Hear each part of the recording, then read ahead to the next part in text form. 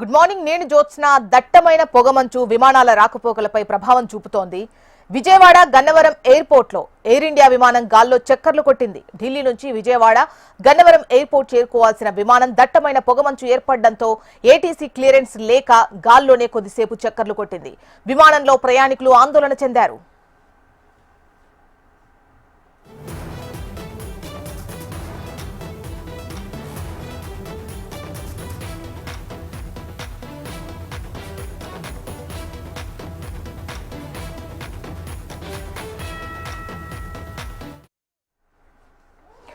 దట్టమైన పొగమంచు విమానాల రాకపోకలపై తీవ్ర ప్రభావం చూపిస్తోంది.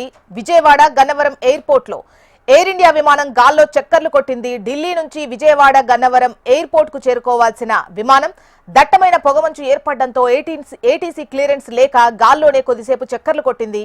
విమానంలో ప్రయాణికులు ఆందోళన చెందారు.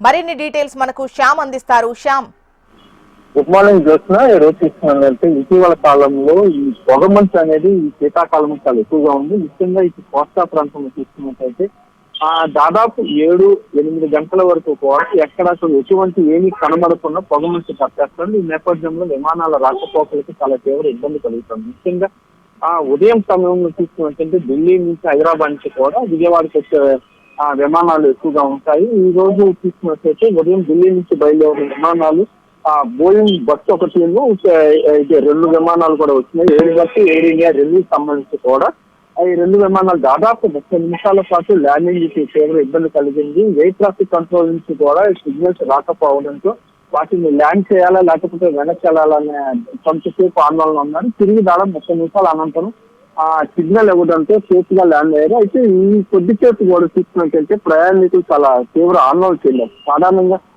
టైమింగ్ తీసుకున్నట్టయితే గాలిలోని చక్కర్లు పడుతుంటే ఎవరైనా సరే భయపడే పరిస్థితి ఉంటుంది. ఇటీవల జరిగిన ప్రమాదాలు కానివ్వండి, ఇతర సంఘటనలు కానివ్వండి, ఈ నేపథ్యంలో దాదాపు 30 నిమిషాల పాటు ప్రయాణికులు మాత్రం చాలా తీవ్ర ఇబ్బందులకు అయితే కొంత ఆందోళనకు గురయ్యారు. ఆ తర్వాత సేఫ్ ల్యాండింగ్ అయితే అయ్యారు.